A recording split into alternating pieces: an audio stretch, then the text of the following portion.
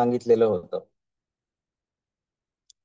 आता पुढे जोपर्यंत हा रथ जाईल तोपर्यंत आपण काय करायचं आहे, मार्गाक्रमण करायचं आहे. म्हणजेच आपली साधना, ओंकार साधना, प्रणव साधना ही चालू ठेवायची आहे. आणि जेव्हा पुन्हा तुम्हाला ब्रह्मस्थान, गंतव्यस्थानापर्यंत तुम्ही पोचलात की त्याचाही त्याग करायचा आहे. आणि कालचा जो शेवटचा श्लोक होता तो म्हणजे मात्रा लिंग पदम त्यक्त्वा शब्द व्यंजन वर्जितम अस्वरेण मकारेण पदम सूक्ष्मम ही गच्छति. श्लोक नंबर 4.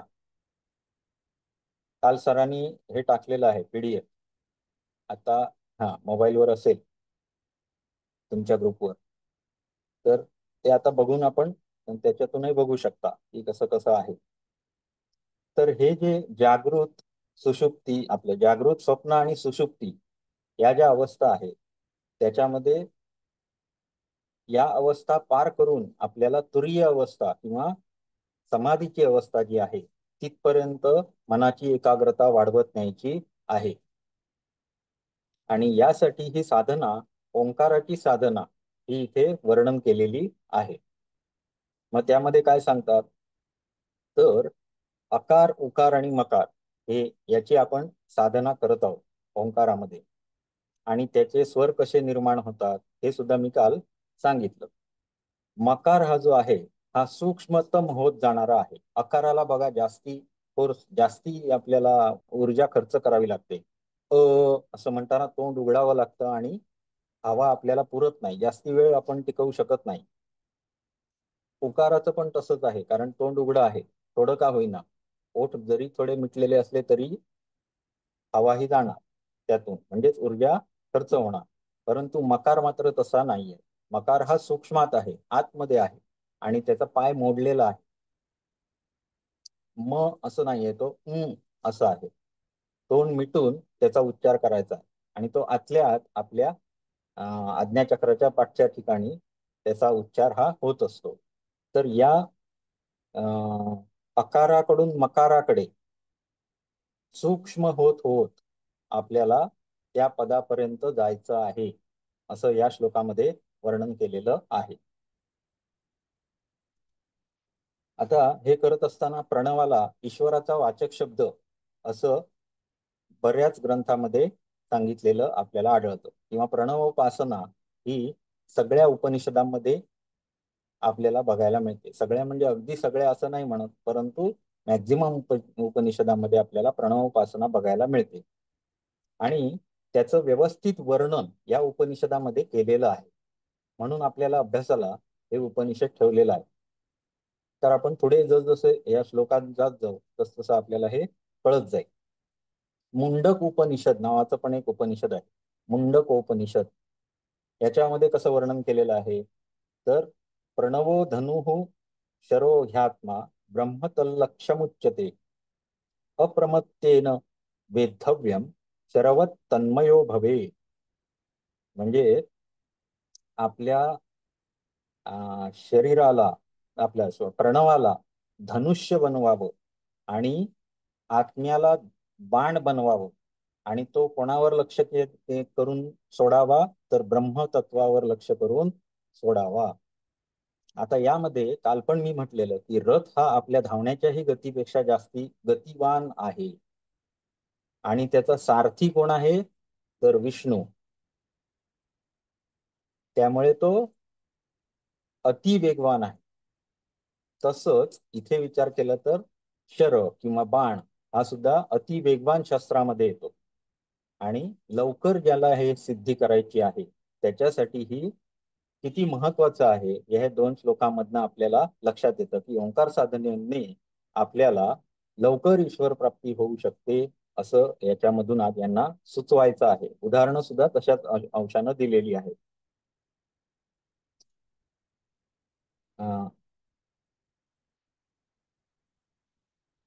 आता पुढे पाचवा श्लोक आहे तो प्रत्याहार का लक्षण. जर विचार केला तर 6वा श्लोक हा योगाचे 6 अंग सांगणारा श्लोक आहे आणि 5वा श्लोक आहे तो प्रत्याहार का लक्षण. खरं ते उलटे घेतले पाहिजे, परंतु मी मागे कालच सांगितलं की उपनिषदांमध्ये बऱ्याच गोष्टी अशा आपल्याला बघायला मिळतात की कदाचित त्यांचं क्रम उलटा सुलटा झालेला असू शकतो, कारण ते मौखिक ज्ञान आपल्यापर्यंत नंतरच्या काळात लेखी होऊन आपल्यापर्यंत पोहोचलेलं आहे. त्यामुळे त्याच्यामध्ये काही चुका असणं, प्रिंटिंग मिस्टेक्स म्हणा किंवा सांगताना काही चुका झालेल्या असतात आणि त्या आपल्याला गृहीत धराव्या लागतील. तर आपण असं करूया, 6वा श्लोक आधी घेऊया, मग 5वा श्लोक घेऊया. तर 6वा श्लोक बघा, षडंग योगाचा हा श्लोक आहे. हा श्लोक आपल्याला पाठ जरी नाही झाला तरी आपल्याला ह्यातली प्रत्येक गोष्ट ही पाठ करायलाच पाहिजे, कारण आपल्याला परीक्षेला हे येतं.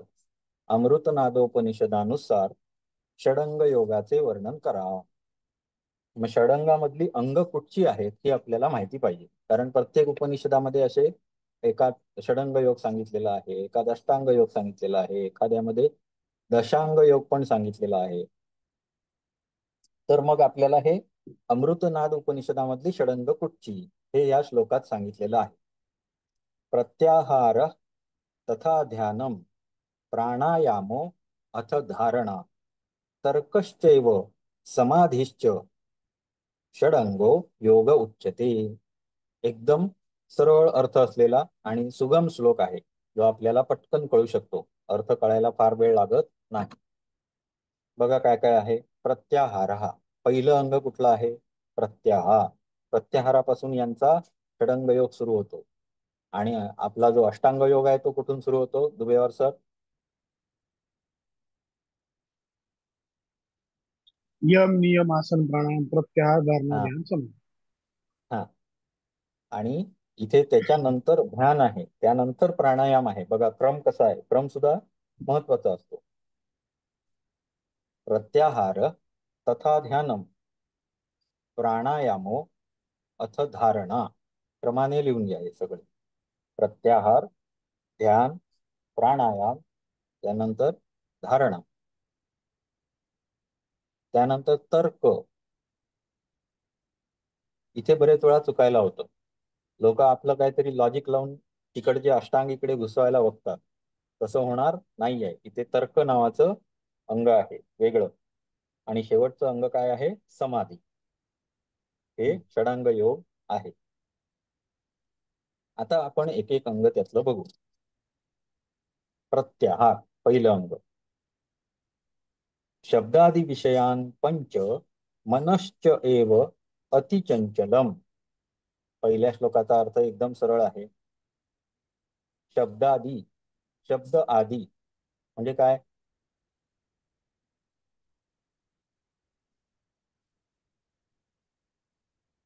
शब्दादी काय अर्थ असू शकेल?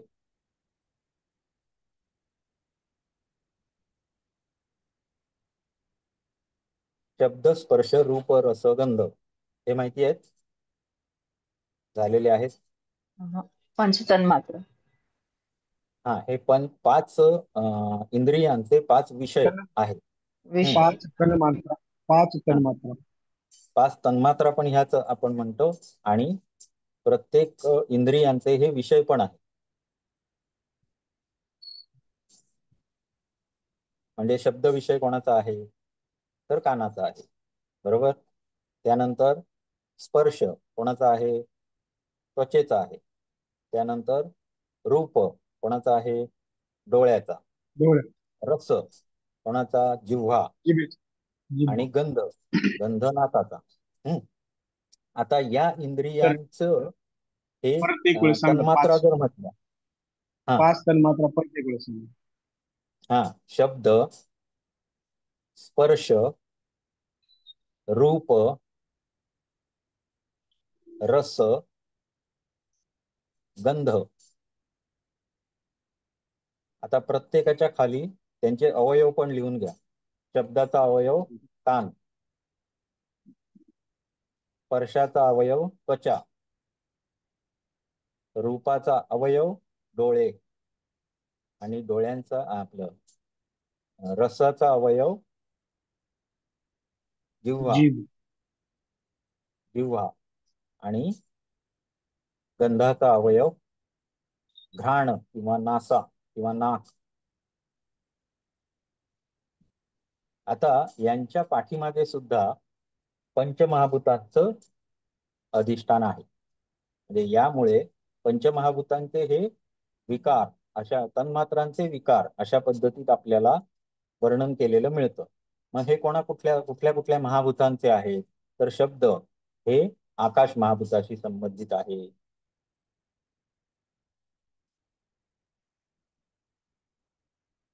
स्पर्श हे कुठले असेल?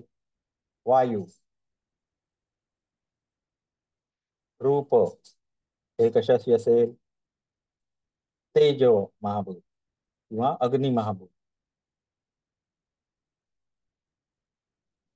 पुढे रस जल महाभूत आणि गंध हे पृथ्वी महाभूत. आता ही जी महाभूत आहेत ही या क्रमाने म्हणजे आकाशापासून पृथ्वीपर्यंत ही एकामेकात मिसळून तयार होतात. हे सगळं पुढे आता आपल्याला येणार आहे. यांचा क्रम अशाच पद्धतीनं आहे. तर शब्दादी पंचविषयान शब्दादी विषयान पंच मनश्चैव अतिचंचलम. आता ही जी शब्दादी ज्ञानेंद्रियांचे विषय आहे याच्यामध्ये आपले जे ज्ञानेंद्रिय आहेत ती काय झालेली असतात? आसक्त झालेली असतात. म्हणजे आपण या विषयांकडे पटकन आकर्षित होतो. म्हणजे आपल्याला एखादी गोष्ट आवडते तर आपण त्या गोष्टीकडे पटकन अट्रॅक्ट होतो. ज्ञानेंद्रियांचे जे विषय आहेत म्हणजे एखाद्याला सुंदर दृश्य बघायला आवडतात, फिरायला आवडतं, वेगवेगळे दृश्य बघायला आवडतात, तर तो मनुष्य बघितला तर काय असतो? तर फिरायला एका पायावर तयार असतो. एखाद्याला भेळपुरी आवडते, मग तो जरा वेळ मिळाला, कुठे संधी मिळाली की लगेच भेळपुरी खायला जातो. बरोबर आहे? म्हणजेच आपली जी ज्ञानेंद्रिय आहेत ती आपापल्या विषयांकडे प्रवृत्त असतात, चंचल असतात. तसंच मन सुद्धा चंचल असतं. या सर्वांच्या पाठीमागे असणारं मन हे सुद्धा चंचल असतं. कारण का? क्षणात इकडे तर क्षणात तिकडे अशा पद्धतीत त्याची चाल असते. आणि त्याला आपल्याला काय करायचं आहे? कंट्रोल करायचं आहे. त्याला आपल्याला एकाग्र करायचं आहे. आता ते चंचल आहे. चिंतयेत आत्मनो रश्मीन प्रत्याहारः स उच्यते. या मनाकडे आणि या इंद्रियांकडे आत्म्याच्या किरणांनी काय करायला पाहिजे? संयम केला पाहिजे. हे जी इंद्रिय त्यांच्या विषयांकडे धावत आहे, हे जे मन अति चंचल होऊन धावत आहे, त्याला आत्म्याच्या स्वतःच्या किरणांनी, कारण आपण काय म्हटलं? चेतन तत्व, प्रकाशमान, जे आपल्याला सजीव बनवतं, असा जो आपलं आतलं तत्व आहे, ज्याला परब्रह्म असं म्हटलेलं आहे, या तत्वाला आपण जाणून घेऊन त्याच्या स्वामित्वाने या इंद्रियावर आणि मनावर ताबा मिळवला पाहिजे. याला म्हटलेलं आहे प्रत्याहार. म्हणजेच हे चंचलता ह्यांची थांबवली पाहिजे. इंद्रियांना त्यांच्या विषयापासून थांबवलं पाहिजे आणि मनात ज्या सतत वृत्ती उठत आहेत त्या वृत्ती आपल्याला थांबवल्या पाहिजे. या दोन गोष्टी ज्याला जमल्या त्याला काय जमला? प्रत्याहार जमला. म्हणजेच षडांग योगानुसार, अमृतनाद उपनिषदामधल्या षडांग योगानुसार पहिला अंग त्याला जमलं. ओके. आता पुढे प्राणायाम. प्राणायामच वर्णन केलाय पुढच्या ह्याच्यात बघा. आता अंग सांगताना कशी सांगितली? प्रत्याहारा तथा ध्यानम प्राणायाम अथ धारणा तर्कश्चैव समाधिश्च, एवढी अंग सांगितली. पण आता वर्णन कशाचं केलं पुढे? प्राणायामाचं. ठीक आहे, आपण प्राणायाम बघू. यथा पर्वत धातूनाम दह्यन्ते धमनात् मलः तथेंद्रिय कृता दोषा दह्यन्ते प्राणधारणा. आता इथे उदाहरण देऊन समजावलंय की प्राणायाम हा कशा पद्धतीनं शरीरामध्ये काम करतो हे सांगण्यासाठी हे उदाहरण दिलंय की जसं पर्वतामधील धातू हे जाळून शुद्ध केले जातात. बघा, त्यावेळी सुद्धा फाउंड्रीची टेक्निक होती आपल्याकडे. हे हजारो हजार वर्षापूर्वी लिहिलेले ग्रंथ आहेत. आपण एक्झॅक्ट साल पण यांची सांगू शकत नाही, इतक्या जुने ग्रंथ आहेत, वेद आहेत. त्यामध्ये काय सांगितलेलं आहे, तर समजा आपल्याला एखाद्या मातीतून खनिज काढायचं असेल तर काय करावं लागेल, तर फाउंड्री टाकावी लागेल. आणि फाउंड्रीमध्ये काय करतात, तर धातू वितळतात आणि त्यातल्या अशुद्धी बाहेर काढून टाकतात आणि आपल्याला शुद्ध धातू मिळतो. या पद्धतीत ह्याचं वर्णन केलेलं आहे. कशाचं? प्राणायामाचं. शरीरामध्ये सुद्धा जेव्हा आपण प्राणायाम करतो तेव्हा काय होतात, दोष जळून जातात. इंद्रियकृत दोष दह्यन्ते प्राणधारणा. प्राणायाम केल्यामुळे शरीरामधील इंद्रियकृत दोष जे असतात त्यांचं दहन होतं. आता दहन करण्यासाठी काय पाहिजे? जाळायचं झाली एखादी गोष्ट तर अग्नी पाहिजे, बरोबर आहे? म्हणजेच प्राणायामाने शरीरात काय निर्माण होतो?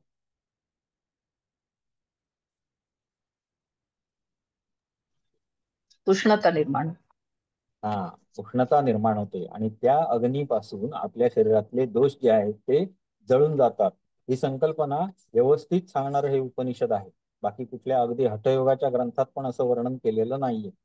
पण या उपनिषदामध्ये इथे त्यांनी सांगितलं की प्राणायाम ज्यांनी करायला सुरुवात केलेली आहे त्यांच्यामध्ये अग्नी वृद्धी होते.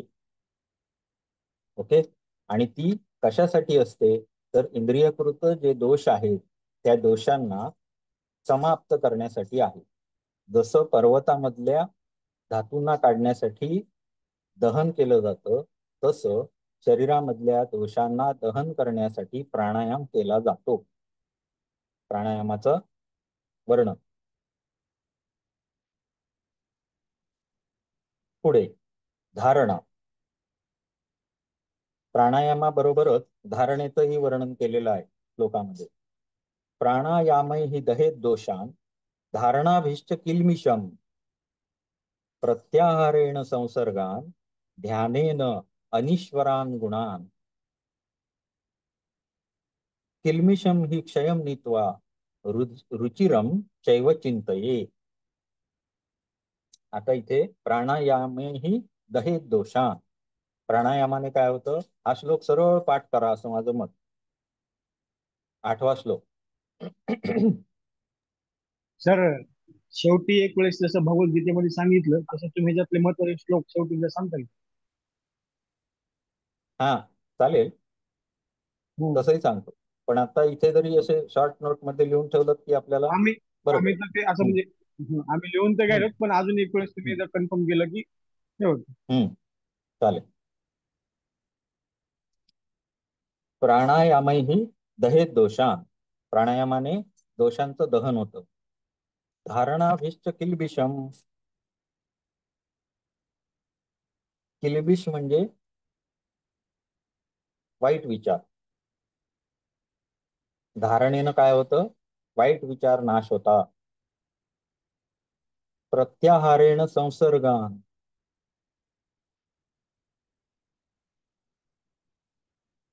प्रत्याहारानं काय होतं, संसर्ग म्हणजे विषयांचा, इंद्रियांचा विषयांशी होणारा संपर्क, संसर्ग हा टाळला जातो प्रत्याहारानं. आणि ध्यानेनं अनीश्वरान गुणान. ध्यानामुळे काय होतं, जे अनीश्वरान गुणान म्हणजे ईश्वर विरोधी जे आपलं मत आहे ते नाहीसं होतं. अशा पद्धती या चार ह्यांची काय अंगांची कामं इथे एका श्लोकात वर्णन केलेली आहे. प्राणायाम ही दहेत दोषा धारणाभिष्ट किल्मिषम प्रत्याहारेण संसर्गा. इथे मात्र संसर्ग या शब्दाचा अर्थ आपल्याला कळला पाहिजे. प्रत्याहारामुळे काय होणार आहे, इंद्रिय त्यांच्या विषयांपासून परावृत्त होणार आहे. इंद्रियांचा विषयांशी होणारा संसर्ग नाहीसा होणार. कशामुळे? प्रत्याहारामुळे. आणि ध्यानेन अनीश्वरान गुणान, म्हणजे तो ईश्वराकडे प्रवृत्त होईल. किल्बिषम हि क्षयम नीत्वा रुचिरम चैव चिंतये. आता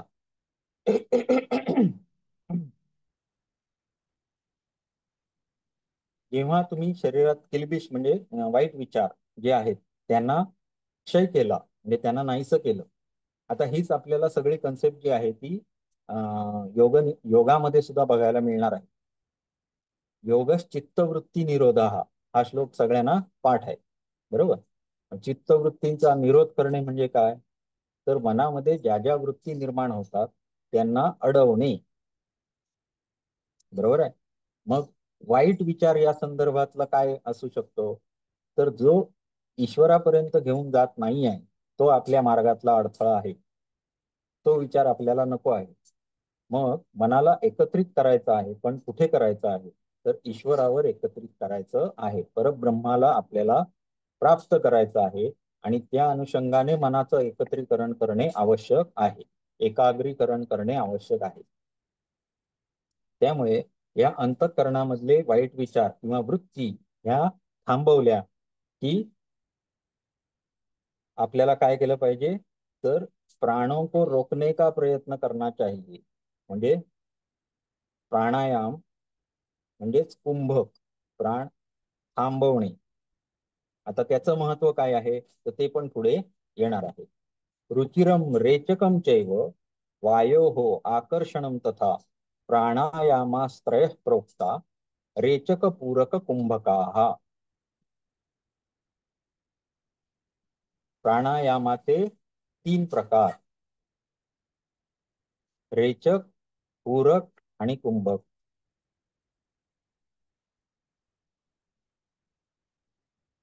किंवा कसे त्याचे क्रम जर लावायचा झाला तर कसा असेल? पूरक, कुंभक आणि रेचक.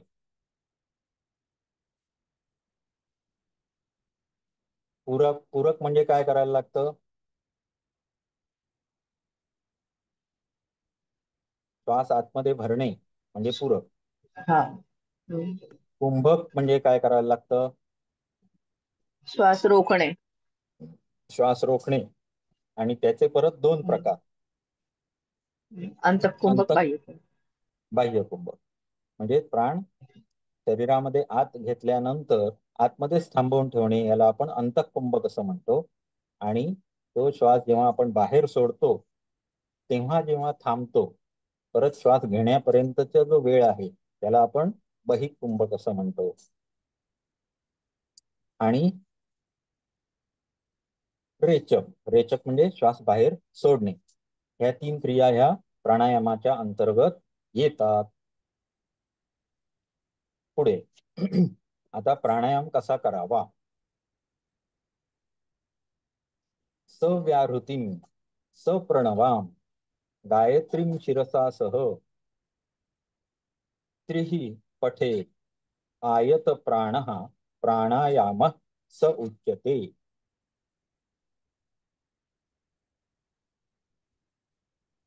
सव्याहृती,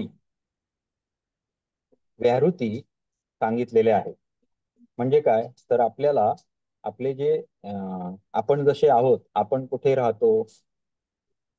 या वेदातील जे काही संकेत आहेत त्याप्रमाणे आपण कुठे राहतो? तर मृत्यू लोकात राहतो. आपल्यावरती 7 लोक आहेत आणि आपल्या खालती 7 लोक आहेत. पाताळ लोक आणि स्वर्गलोक अशी त्याची वर्णन केलेलं आहे, बरोबर? तर ते आपल्या वरचे जे लोक आहेत ते प्राप्त करत गेलो तर आपण वरच्या सर्वात पदाला पोहोचू शकतो, ही संकल्पना आहे. आणि व्याहृती म्हणजे हेच जे टप्पे आहेत त्या टप्प्यांना उद्देशून केलेलं वक्तव्य. मग त्यांचं कसं वर्णन आहे? भूहु, भुवः, स्वः, महः, जनः आणि तपः, हे 7 व्याहृती आहेत. लिहून घेणार तर लिहून घ्या, किंवा पुस्तकात पण आहे लिहिले. तुमच्याकडे जी हे आहे एक वेळेस PDF एक आहे. वेळेस डबल समजून सांगितलं, परत समजून हा. सांगितलं. ओम भूः, ओम भुवः, ओम स्वः, ओम भुः, ओम भुवः, ओम स्वः, पुढे ओम महः, ओम जनः, ओम तपः आणि सर्वात शेवटचं ओम सत्यम. ओम भू ओम सुहा ओम स्वः, नंतर महः, महः, पुढे जनः, तपः आणि सत्यम. ओम या सुहा 7 व्याहृती आहेत. जनः, ओम तपः, ओम सत्यम.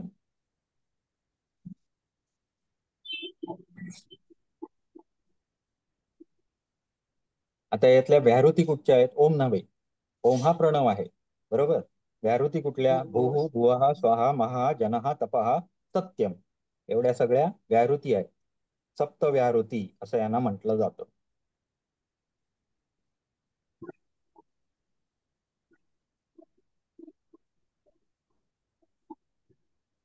आता ह्या सप्त व्याहृती आहेत, ह्या कशा म्हणायच्या आहेत? तर सप्रणवाम, सव्याहृतीम, सप्रणवाम, गायत्रीम शिरसा सह, गायत्री सहित म्हणायचे आहे. गायत्री मंत्र म्हणजे सप्रणव म्हणायचं आहे, म्हणून मी कसं म्हटलं? ओम भुः, ओम भुवः, ओम स्वः, ओम महः, ओम जनः, ओम तपः, ओम सत्यम. पुढे गायत्री मंत्र, सप्रणव गायत्री मंत्र म्हणायचा. ओके. प्रत्येक व्याहृतीला ओम म्हणायचंच आहे, प्लस पुढे गायत्री मंत्राच्याही सुरुवातीला ओम म्हणायचा आहे, बरोबर. यानंतर हे सगळं मनात म्हणायचं आहे. मन ही मन. त्रिः पठेत आयत प्राणः प्राणायाम स उच्यते. असं किती वेळा म्हणायचं आहे? 3 वेळा म्हणायचं आहे. आणि हे कुठल्या अवस्थेत म्हणायचं आहे? कुंभक करताना. प्राणायामाची व्याख्या बघितली. प्राणायाम कसा करायचा? कुंभक करत असताना सप्तव्याहृती, सप्रणव आणि सगायत्री अशा पद्धती 3 वेळा पठे, त्रिपठे. आता जर ह्याचा विचार केला तर ह्याला काय काय जोडलं बघा. प्राणायामामध्ये आपण श्वासाचा व्यायाम, आयाम, प्राणायाम, बरोबर आहे. श्वासाचा व्यायाम म्हणजे प्राणायाम. म्हणजे शरीरात येणाऱ्या जाणाऱ्या श्वासाला नियंत्रित करण्यासाठी कशाची जोड दिली? व्याहृतींची जोड दिली, त्याच्याबरोबर प्रणवाची जोड दिली आणि त्याच्याबरोबर गायत्रीची पण जोड दिलेली आहे. हे लक्षात घ्यायचं. आणि हे प्रत्येक श्वासाला, कुंभकाला 3 वेळा हे करायचं आहे. ही क्रिया प्राणायाम म्हणवली जाईल. अमृतनाद उपनिषदानुसार प्राणायामाची क्रिया अशी सांगितलेली आहे. ही लक्षात ठेवायचं.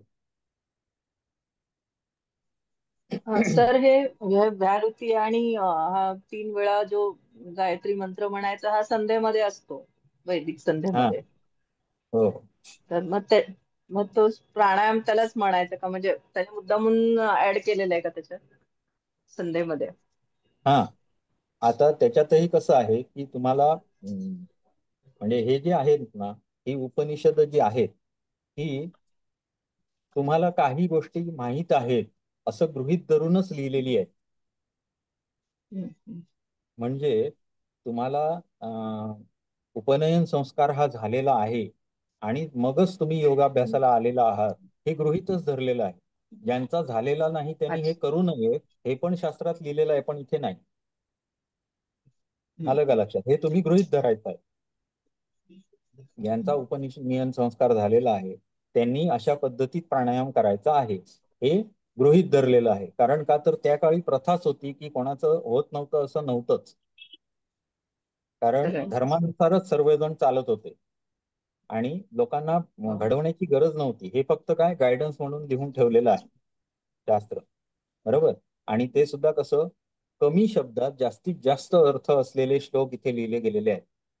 कारण का, आपण जर बघितलं तर आपल्याला हे गूढ वाटतं का, म्हणजे इतकं कसं काय वेगळं लिहिलंय आणि याचा अर्थ काय असेल, आपल्याला कळत नाहीत असे बरेच अर्थ याच्यामध्ये लपलेले असतात. त्यामुळे यांच्यानुसार जो अर्थ आहे तो समजायचा, प्लस आपण जसं आपलं नॉलेज वाढवत जाऊ तसं तसं आपल्याला हे समजत जाईल की शास्त्रामध्ये काय नक्की सांगितलेलं आहे. आणि या सगळ्या तुम्हाला एक आत्ताच हिंट देऊन ठेवतो की हे सगळं आहे हे वेद उपनिषद याच्यामध्ये जेवढ्या म्हणून क्रिया वर्णन केलेल्या आहेत, या सगळ्या क्रिया पुढे जाऊन मीमांसा दर्शनामध्ये आपल्याला बघायला मिळतात. पूर्व मीमांसा नावाचं जे ग्रंथ आहे, दर्शन आहे, आपल्याला आहे अभ्यासाला, तर त्या दर्शनामध्ये त्यांनी या सगळ्या क्रिया, म्हणजेच सगळे जेवढे काही कर्मकांडाचे यज्ञ याग सगळं काही असेल, षोडश षोडश आपले जे काही संस्कार असतील किंवा आपण नेहमीच्या दैनंदिन ह्याच्यातल्या संध्या म्हणा, पूजा म्हणा किंवा इतर कुठल्याही गोष्टी असू दे, ज्यांचा विधी कशा पद्धतीत केला पाहिजे, त्याचं एकमेकावर अवलंबत्व कसं आहे, काय त्याला विधी निषेध आहे, म्हणजे कोणी करू नये, कोणी करावं, काय काय सगळं सांगितलेलं आहे. गोत्र म्हणजे काय, अजून काय काय, म्हणजे सगळ्या गोष्टी ह्या लागू आहेत. परंतु हे सगळं शास्त्र जेव्हा आपण समजू तेव्हा आपल्याला कळेल. परंतु म्हणून गुरु केल्याशिवाय गत्यंतर नाही असं म्हणतात. त्याचं कारण शास्त्र हे एकाच व्यक्तीनं वाचलं आणि त्याला सगळं समजलं असं होणार नाही. इतकं मोठं लिटरेचर आपल्याकडे उपलब्ध आहे. त्यामुळे जो शिक्षित आहे त्याच्यामध्ये त्याच्याकडून आपण ज्ञान घेणं हे कधीही फायद्याचं आहे. कारण तुम्हाला शॉर्टकटनं तो योग्य मार्गावर पाठवू शकतो. चालायचं आपल्यालाच असतं, परंतु हायवे पकडायचा की शॉर्टकटनं जायचं हा आपला चॉईस असतो. तर हे प्रणवाचं महती तर ह्याच्यात आलेलीच आहे सुरुवातीपासून. 2 उदाहरणं मी दिली प्रणवाशी संबंधित, बरोबर. आणि त्यानंतर आपण जी अंग बघत आहोत त्याच्यामध्ये वायू नियंत्रित करण्याची प्रक्रिया म्हणून प्राणायाम सांगितला आणि त्याच्याबरोबर सुद्धा प्रणवाला जोडलेलं आहे. ओके, हे पण आपण बघितलं. तुम्हाला प्रश्न येतो की प्रणवाची अमृतनादोपनिषदानुसार काय लिहा, प्रणव उपासना लिहा. मग त्याच्यामध्ये तुम्हाला हे उत्तरात घालता आलं पाहिजे. कारण मग काय करतात लोक, आपल्याकडे PDF आहे, बघितलं, पहिले 4 श्लोक प्रणवाचे आहेत, संपला विषय, असं करून मोकळे होता. पण जो प्रणवाचा इथे पण उल्लेख आहे हे जो कोणी लिहिल त्याला एक्स्ट्रा मार्क पडणार, बरोबर आहे. त्यामुळे व्यवस्थित आपण अध्ययन केलंय हे तिथे आपल्या पेपरमध्ये दिसू दे. ओके, पुढे रेचक का लक्षण. आता एक एक घेत आहेत. उत्क्षिप्य वायुमाकाशे शून्यम कृत्वा निरात्मकम शून्य भावे नियुंजीयात रेचकस्येति लक्षणम. फुफ्फुसामध्ये भरलेला जो वायू आहे तो नाकानं हळूहळू हळू निकालणं म्हणजे बाहेर काढणे. आणि अशा वेळी काय करायला पाहिजे, तर मन हे शून्य भावामध्ये लावलं पाहिजे.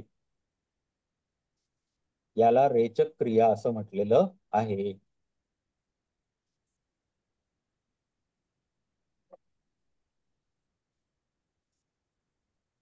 आता इथे मनाला शून्य भावामध्ये स्थिर करणे म्हणजेच मनामध्ये कुठलीही वृत्ती तयार होऊ न देणे. यातून आपल्याला साध्य काय करायचं आहे,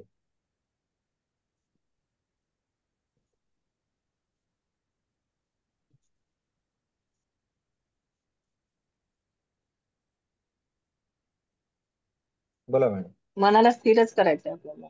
बरोबर, मनाला एकाग्र करायचं आहे, मनाला स्थिर करायचं आहे. एकाग्र मन करा. चंचल हा. मन चंचल होतयच मुळात वृत्तीमुळे. मनात उठणारे प्रत्येक विचार हे आपल्याला चंचल करता आहेत. मग त्याला जर शून्य करण्यासाठी आपण प्रयत्न नाही केले तर ते होणार नाही. त्याला सवय लावली पाहिजे. आणि म्हणून अथ योगानुशासनम पहिला श्लोक अनुशासन लावणे कोणाला? मनाला. आलं का लक्षात? अनुशासन हा श्लोक त्यानुसार आहे. सूत्र कशातलं आहे? सूत्र पतंजल पतंजली योगसूत्रातलं पहिलं पहिलं पहिलं सूत्र. असं. हं? तसं इथे प्राणायामाच्या साह्यानेच बघा काय केलेलं आहे, मनाला सुद्धा नियंत्रित केलेलं आहे. बरोबर? म्हणजेच वायू हा शरीरामधला चल तत्व आहे, प्राण हा चलतत्व आहे आणि प्राणाच्या बरोबरच मनाचं चलत्व सुद्धा अवलंबून असतं. आणि हे जसंच्या तसं असंच कन्सेप्ट बरोबर हठयोग प्रदीपिका नावाचा आपल्याला ग्रंथ आहे पुढे, त्या ग्रंथामध्ये व्यवस्थित सांगितलेलं आहे. इव्हन भगवद्गीतेमध्ये सुद्धा आपण परवा बघितलं. काय बघितलं? तर मन खरोखरच एवढं चंचल आहे, अर्जुनानं पण संशय व्यक्त केलेला होता आणि त्याला दुजोरा दिलेला होता भगवंतानं सुद्धा, की तू म्हणतोयस ते खरं आहे. निसंशयम महाबाहो मनस चंचलम अस्थिरम आणि अभ्यासेन तू कौंतेय वैराग्येण च गृह्यते, असं त्या श्लोकात सांगितलेलं आहे. म्हणजे अभ्यास वैराग्यानं त्याच्यावर नियंत्रण मिळवायला पाहिजे. हा अभ्यास कशाचा आहे? प्राणायामासहित सर्व अंगांचा प्राणायामाचा. अभ्यास. हा, सर्व अंगांचा अभ्यास आहे. आपण विषयांपासून इंद्रियांना स्थिर करतो आहोत. म्हणजेच काय करत आहोत? तर त्यांची गती मनाला थांबवत एकाग्र आहोत. हा, म्हणजे गती थांबवत आहोत. लक्षात घ्या, त्यांची गती, स्वाभाविक गती कशाकडे आहे? तर त्यांच्या विषयांकडे आहे. कानाची गती ऐकण्याकडे आहे, डोळ्यांची गती पाहण्याकडे आहे, जिभेची गती चव चाखण्याकडे आहे, स्पर्श पाहिजे आपल्याला. अशा पद्धतीत आपण सतत इंद्रिय ही चालूच ठेवलेली असतात. जेव्हा आपण प्रत्याहार करणार तेव्हा त्यांची गती थांबवणार. बरोबर? जेव्हा आपण प्राणायाम करणार आहोत त्यावेळी मनाला शून्यात लावणार आहोत, म्हणजेच मनामध्ये कुठली वृत्ती डेव्हलप करणार नाही आहोत, म्हणजेच प्राणाला थांबवणार आहोत, म्हणजेच मनाला थांबवणार आहोत. आणि अशा पद्धतीत आपण प्राणाची गती सुद्धा थांबवत आहोत पर्यायाने, कारण गती हीच प्राणावर अवलंबून आहे. आलं लक्षात? प्राण ही संकल्पना सुद्धा तुम्हाला अभ्यासाला आहे, तुम्हाला लिहिता आलं पाहिजे. इथे सुद्धा हे सगळी गोष्ट येणारच आहे. चला पुढे. पूरक, रेचक आणि कुंभक हे तिन्ही आपण बघितले. आणि हे करत असताना आपल्याला काय करायचं आहे? मनाला शून्य करायचं आहे. आता पुढे पूरक का लक्षण.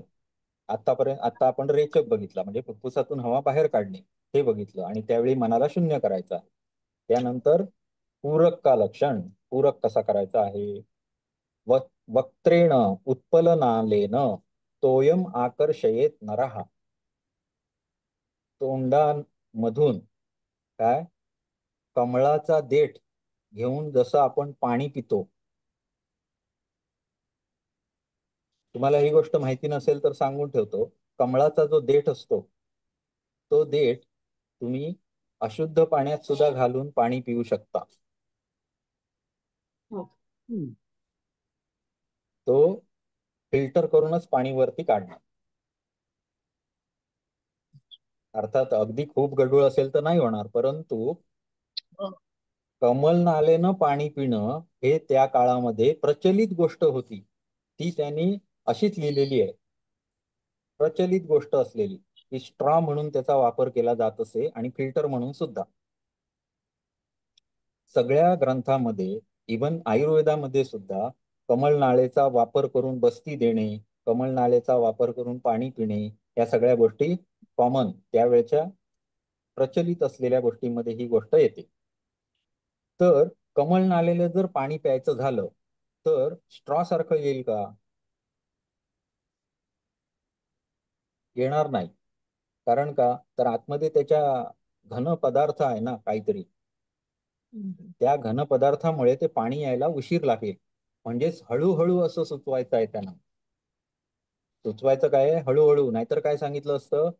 तोंड लावा आणि जोरात प्या, असं सांगितलं असतं. परंतु तसं सांगितलेलं नाही.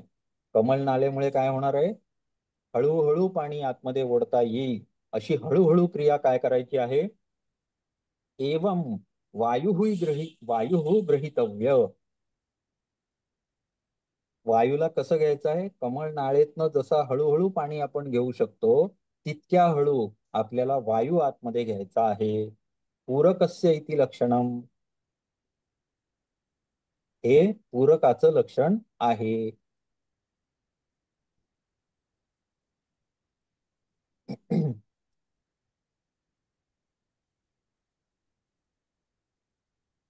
आता याच अनुषंगाने पुढच्या काही उपनिषदांमध्ये आपल्याला नाडी भेदानुसार पण प्राणायाम केलेले आढळतात. अशा पद्धतीने विस्तार होत गेला. प्राणायामाचे तीनच म्हटले आपण, काय पूरक, कुंभकरेचक. पण पुढे याच्यातही अजून परत इडा, पिंगला ह्या गोष्टी पण तुम्हाला माहिती आहेत. डाव्या बाजूला इडा नाडी, उजव्या बाजूला पिंगळा नाडी, आणि त्याचे परत प्रकार म्हणजे काय, तर उजव्या बाजूने आपण आतमध्ये घेतला आणि केला तर तो सूर्यभेदन, बरोबर. डाव्या बाजूने घेतला आणि केला प्राणायाम तर चंद्रभेदन. चंद्र. आपल्याला पुढे आपल्याला वेगवेगळ्या ग्रंथामध्ये वेगवेगळे प्रकार आपल्याला बघायला मिळतात, परंतु त्याचं मूळ मात्र असं उपनिषदामध्ये लिहिलेलं असतं. ओके, तर हे आपल्याला समजून घ्यायचं आहे. पुढे विस्तार कसा झाला असेल हे याच्या बरोबर आपल्याला समजता येतं.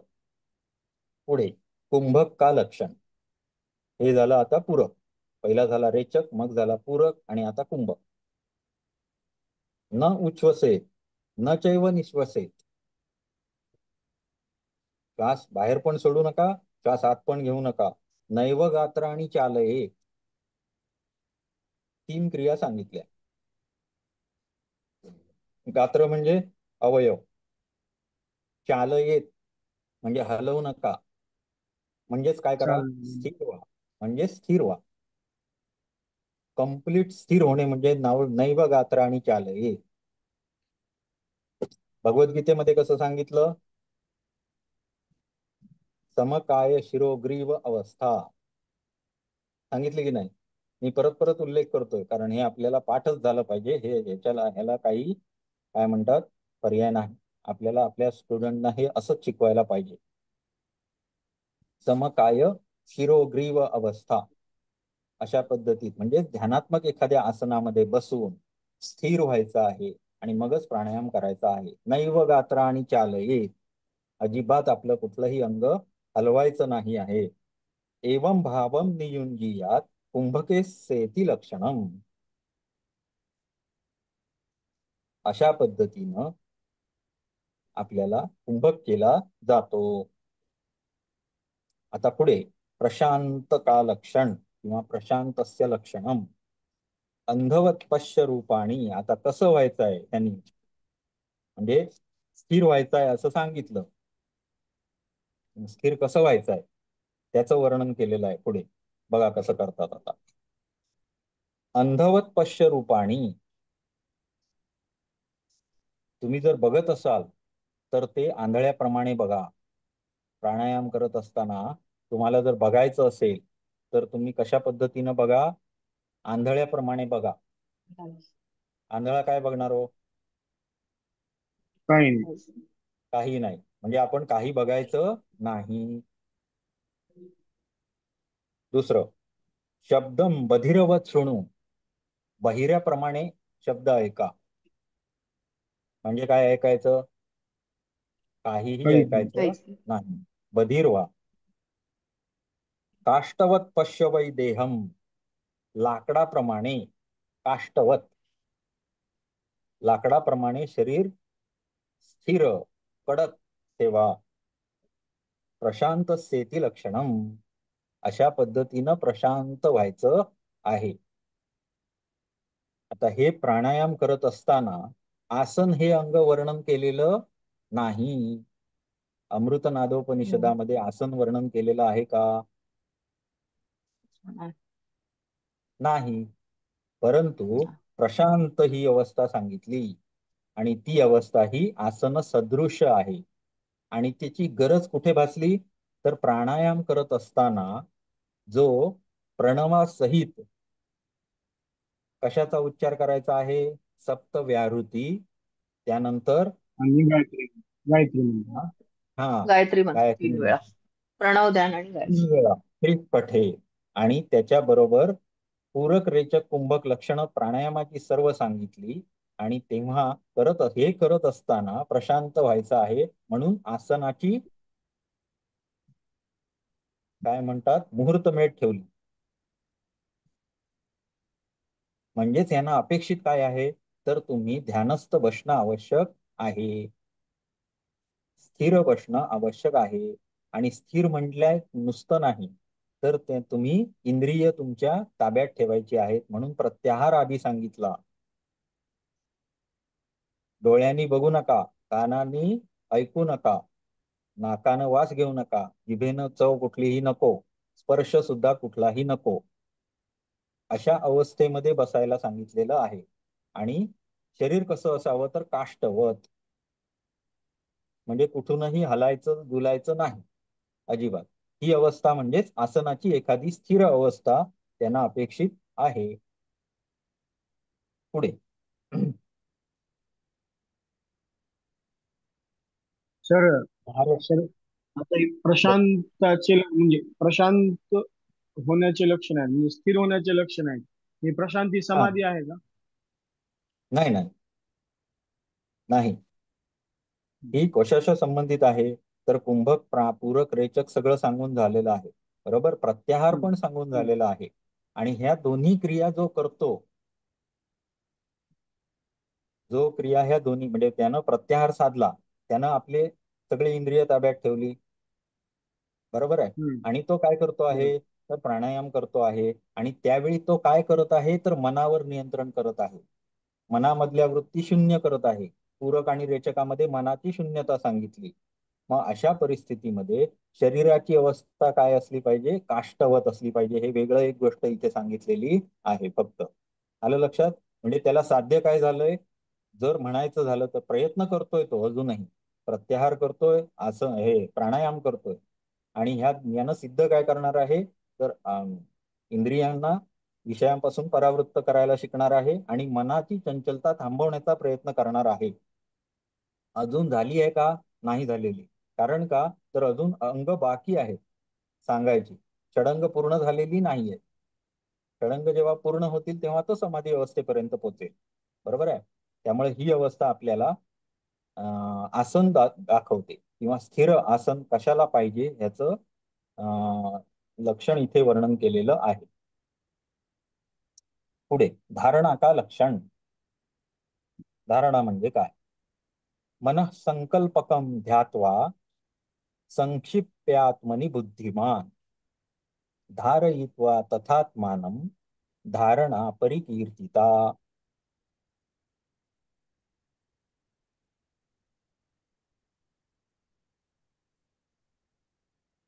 संक्षिप्यात्मनि बुद्धिमान संकल्पकम मनः संकल्पकम. आता सगळीकडे तुम्ही जर वर्णन बघितलं तर मनाचं हे काय कार्य काय तर संकल्प विकल्प करणे हे मनाचं काम आहे. एखादी गोष्ट करावी ना करावी या दोन गोष्टीमध्ये मन कायम रत असतं. कायम गोष्ट एखादी करावी न करावी या गोष्टीमध्ये मन कायम रत असतं. संकल्प विकल्प ही मनाची कामं आहेत. इथे पण त्या श्लोकामध्ये वर्णन आलं. मन संकल्पकम ध्यात्वा संक्षिप्यात्मनि बुद्धिमान. जेव्हा धारणा करणार आहात तेव्हा या संकल्प विकल्पाला काय केलं पाहिजे, परमात्म्याच्या ध्यानात म्हणजे आत्मनी संक्षिप्य आत्मनी ध्यानात त्याला जे संकल्प विकल्प येत आहेत मनामध्ये ते सगळे थांबवून आत्म्यावर केंद्रित केलं पाहिजे. संक्षिप्य म्हणजे कसं तर एकाग्रित करण्यासाठी मनाचा प्रयत्न केला पाहिजे. त्याचा जो विस्तार आहे, वृत्तींचा जो काय सतत येणाऱ्या ज्या वृत्ती आहेत ज्याच्यामुळे ते इकडे तिकडे संकल्प विकल्प करत आहे त्याला एक मार्गाला नेलं पाहिजे. मग तो मार्ग कुठचा आहे तर आत्म्यावर केंद्रित करणे हा मार्ग आहे. त्या मार्गावर त्याला नेलं पाहिजे. धारयित्वा तथा आत्मानम आत्म्यावर धारणा केली पाहिजे. धारणा परिकीर्तिता म्हणजेच हे संकल्प विकल्प उठू न देणे मनामधले संकल्प विकल्प उठू न देणे आणि मनामध्ये कशाची धारणा करणे, तर परमात्म तत्वाची किंवा आत्मतत्वाची धारणा करणे. जर एखाद्या गोष्टीमधनं एखादी गोष्ट काढून टाकली, समजा माझ्याकडे इथे कप आहे आणि त्या कपामध्ये पाणी आहे. पाणी काढून टाकलं, मग त्या कपात काय राहिलं? वायू राहिला. वायू. बरोबर आहे. मग कॉफी भरली. बरोबर आहे. आपल्याला काहीतरी करायचंच आहे ना. आपल्याला करायचं काय आहे, तर ब्रह्मतत्वापर्यंत पोचायचं आहे. बरोबर. मग ज्याची धारणा आपल्याला केली पाहिजे त्या गोष्टीला आपण मनावर इम्पोज केलं पाहिजे. त्याला दिलं पाहिजे की तुझं हे धारणा किंवा हे हे गोष्ट गंतव्य गोष्ट आहे. या गोष्टीचा संकल्प विकल्पात्मक विचार तुझ्यामध्ये सतत असला पाहिजे. मनामधले जे संकल्प विकल्प आहेत ते सगळे बाजूला सारून आत्म्याधिष्ठित करणे, ही गोष्ट म्हणजे धारणा.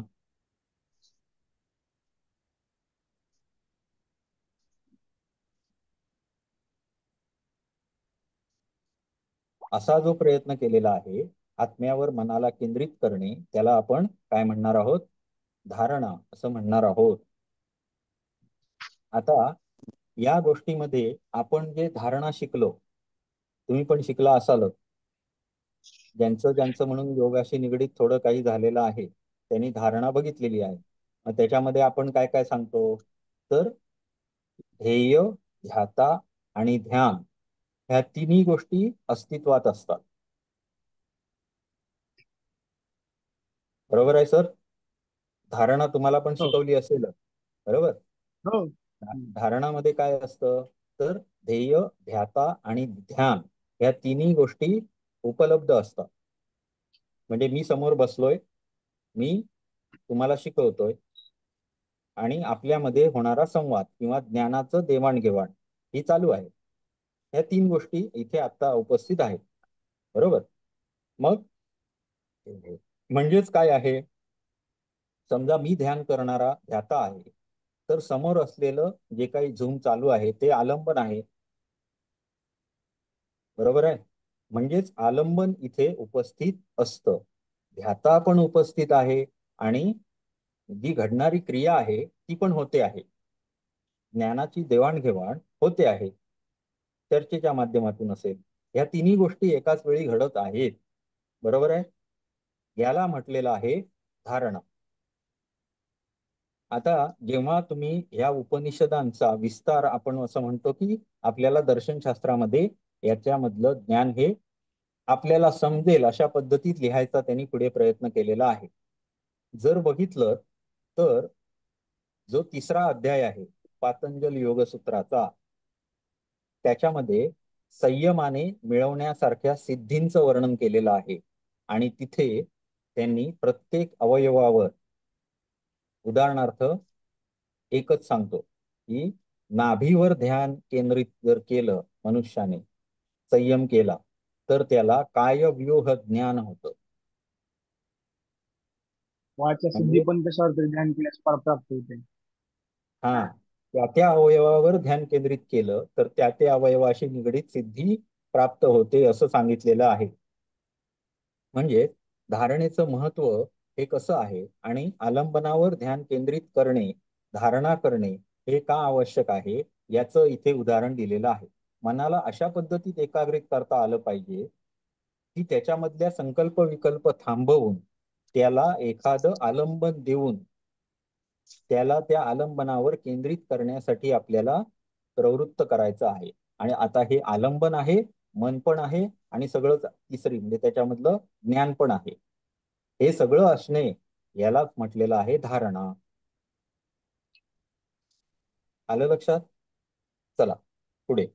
सर सर सर, हा बोला. धारणे आता ध्याता धारणेमध्ये तीन गोष्टी असतात. ध्याता एक, हा. मग दुसरे दोन दुसरे आहेत. हो.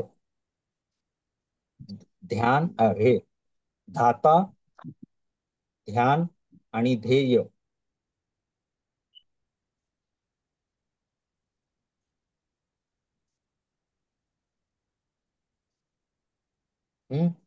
ध्येय म्हणजे आलंबन. दाता म्हणजे जो आलंबनावर लक्ष केंद्रित करत आहे तो. आणि ध्यान किंवा ज्ञान असा पण शब्द वापरू शकतो. जे आलंबनाचं ज्ञान होतं आहे, ही तिसरी गोष्ट.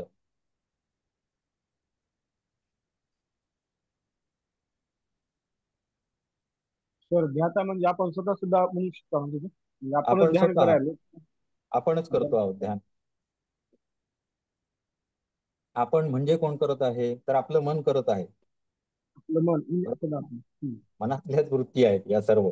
चित्त ज्याला म्हटलं जातं, मन ज्याला म्हटलं जातं, हेच आपल्या ज्ञानाचं अंतिम साधन आहे, आपलं जड शरीराचं. बरोबर आहे. आणि त्याच्या पाठी जो जाणून घेणारा आहे, त्याच्यापर्यंत आपल्याला पोचायचं आहे.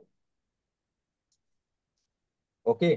आणि तो कसा आहे, तर तो ह्या सर्वावर सर्वांचा स्वामी आहे, परंतु त्याला हे माहिती नाही. आणि तो विषयांना पण काय परावृत्त करू शकतो आणि मनाला सुद्धा ताब्यात ठेवू शकतो. हे आपण मागच्या श्लोकामध्ये बघितलं. किरणाप्रमाणे जे चैतन्य आहे ते ह्या सर्वांना जाणणारी वस्तू आहे, तिच्यापर्यंत आपल्याला पोचायचं आहे.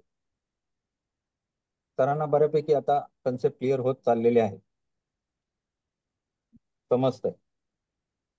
पुढे धारणा ही कशी आहे, तर सुरुवातीची पायरी आहे. कशाच्या? ध्यानाच्या. पुढे आपल्याला ध्यान लागणार आणि ध्यानातूनही पुढे समाधी अवस्थेत आपण जाणार आहोत. ही जी संकल्पना आहे ही इथून सुरू झाली.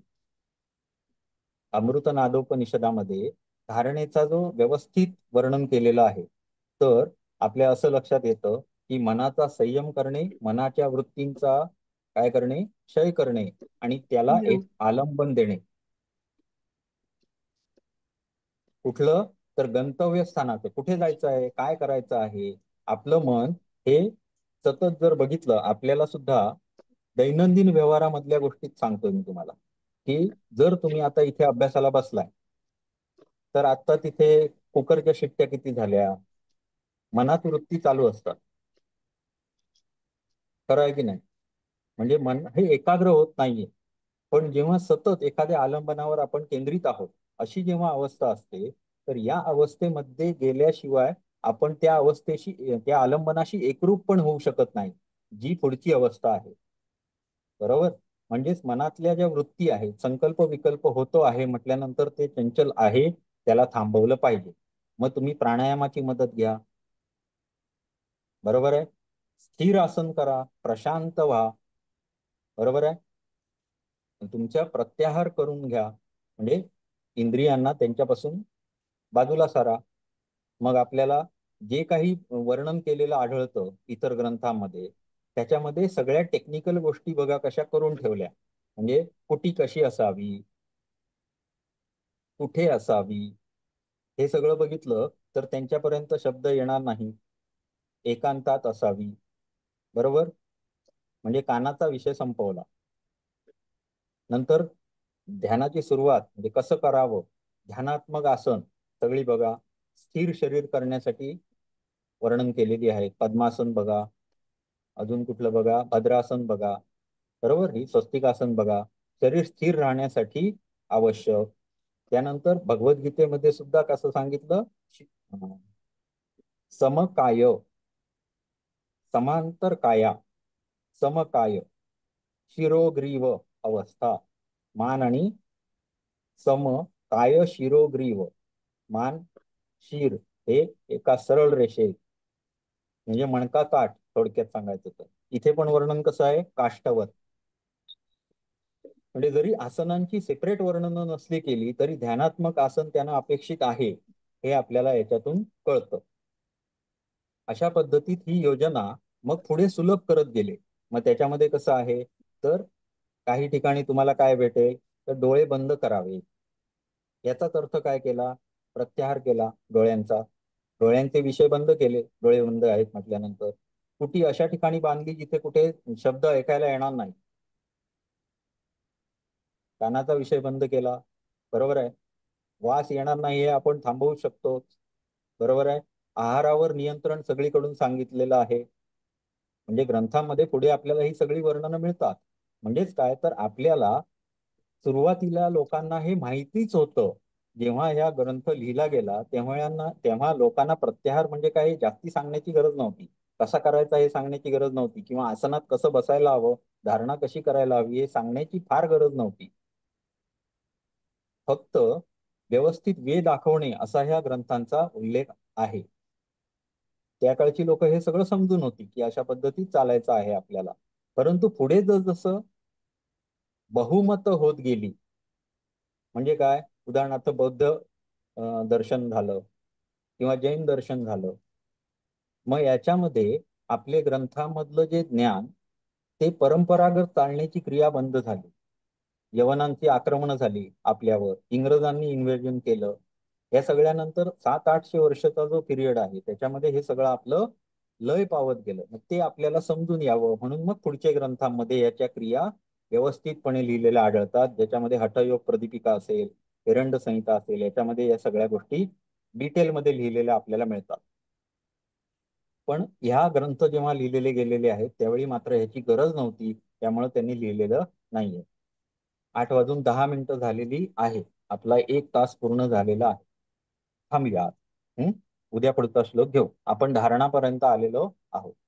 याच्यामध्ये काही शंका आहे का? नाही, बऱ्याचदा सर आपण योग निद्रा वगैरे करतो किंवा हा हे ध्यान लावतो, तर ते कुठल्या तरी आवाजावरही करतो. जसं धबधब्याचं पाणी आहे, काहीतरी आपण ओंकार करून प्रणव ध्यान जसं, पण त्याच्यावर पण असतं आलंबन. मग तो विषय आलाच.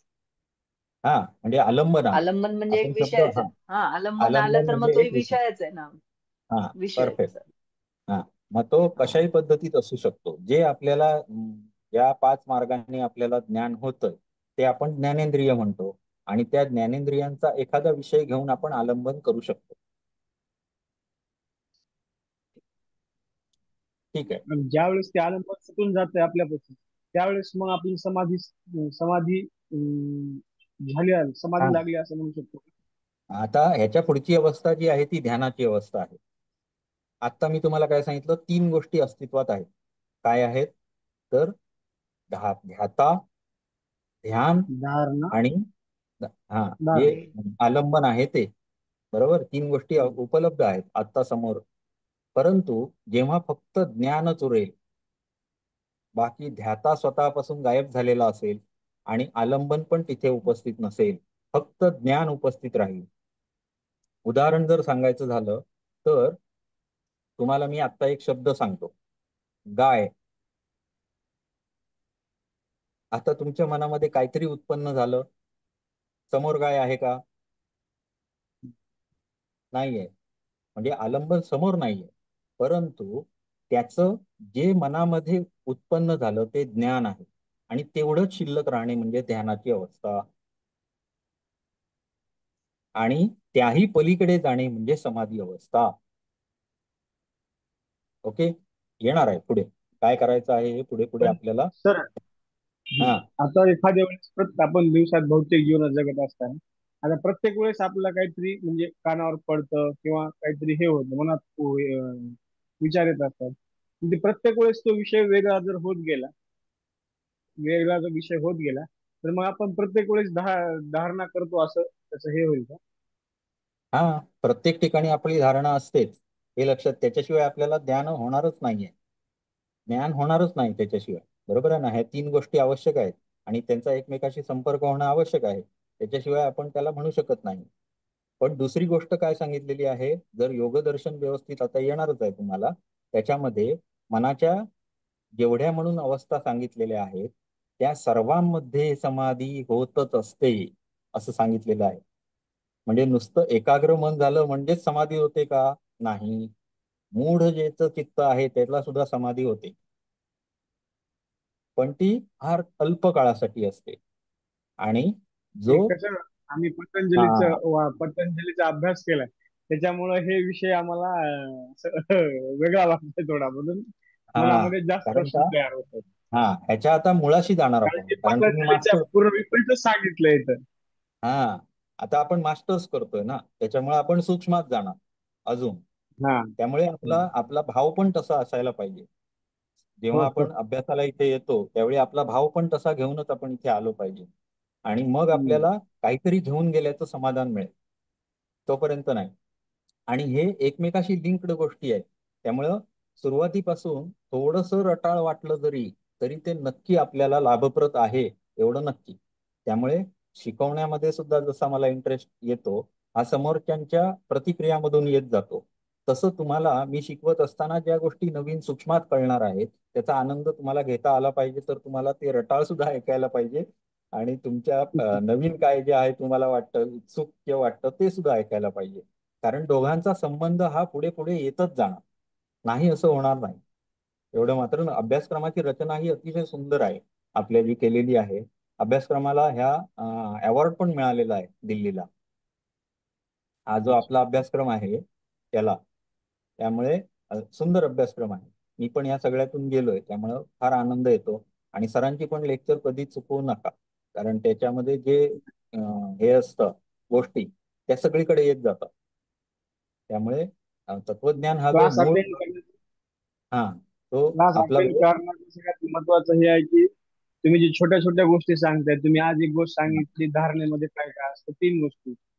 हा. गेल्या वर्षीच्या नेट मध्ये तो क्वेश्चन आहे की धारणेमध्ये कोणत्या कोणत्या गोष्टी असतात. हा, गेल्या वर्षीच्या येणार नेटच्या येणार. पेपरला ध्येय जाता ध्यान, हो, येणार. तो आहे प्रश्न. आपल्याला हा येत जाणार, हळूहळू आपल्याला येत जाणार हे सगळं. ठीक आहे. हरिओम. हो. थांबूया.